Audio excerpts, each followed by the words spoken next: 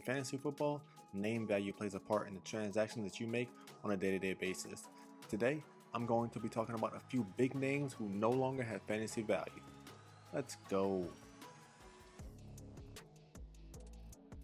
First, as much as this pains me to say, he enjoys playing fantasy football and he means a lot to the fantasy community, but I'm going to have to go with Austin Ekeler. He's now with the Washington Commanders. You could say he's number one on the depth chart, but he's definitely a 1A, 1B situation with Brian Robinson. They love Brian Robinson.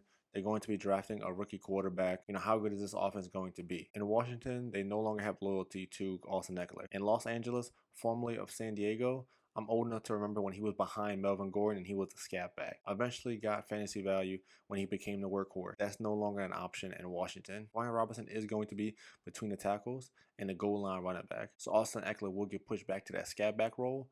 Only thing is, he's about 5 years older. He no longer has the burst. Austin Ekeler is at a point in his career where he needs volume to be efficient. He's at a point in his career where he's no longer efficient, he needs volume. He's not going to get that in Washington. So unfortunately, I will not be drafting Austin Ekeler. Another big name who used to have fantasy value who will no longer have that is Nick Chubb.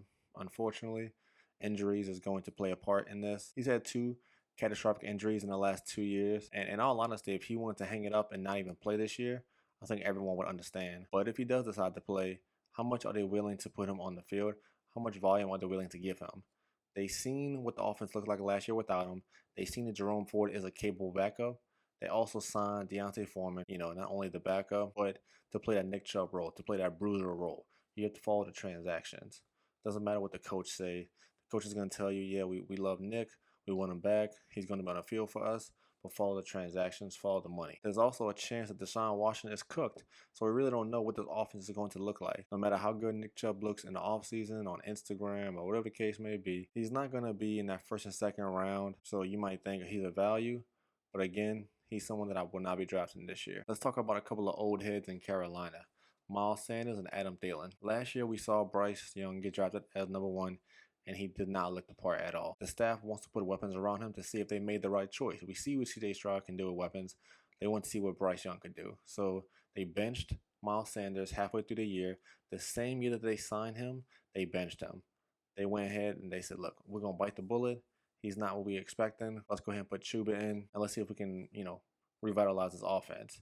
I'm not saying Chubb Hubbard is a stout tier, RB1, but he has some juice. We seen it last year. And they went ahead and got Deontay Johnson to give him a true wide receiver 1 because Adam Thielen was not it.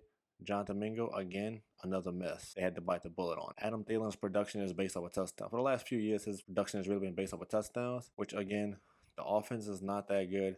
So they won't be scoring too many touchdowns. And Deontay Johnson will be the new alpha in that offense. And last but not least, let's talk about Robert Woods. It's been a while since he's been really fantasy relevant. He had his time with the Rams. In games where he was thrust into the lineup, he was actually pretty relevant last year for the Texans. In games where Nico Collins, Tank Dell, Noah Brown missed, he averaged between 5 and 8 targets a game, which is not too bad when you're talking about a flex option, which is what he was for the majority of the year. With Diggs coming in, you just have too many mouths to feed. Stephon Diggs, got Tank Dell, obviously. You got Nico Collins. You still got Dalton Schultz.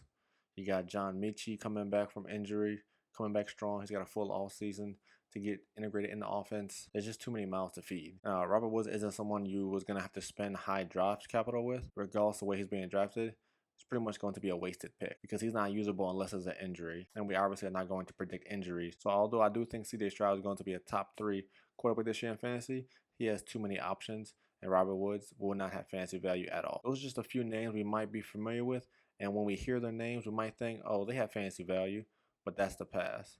We're looking to the future. Thanks for tuning in to today's video. Remember, subscribe to see more content from me and everyone here at Just in Time Media.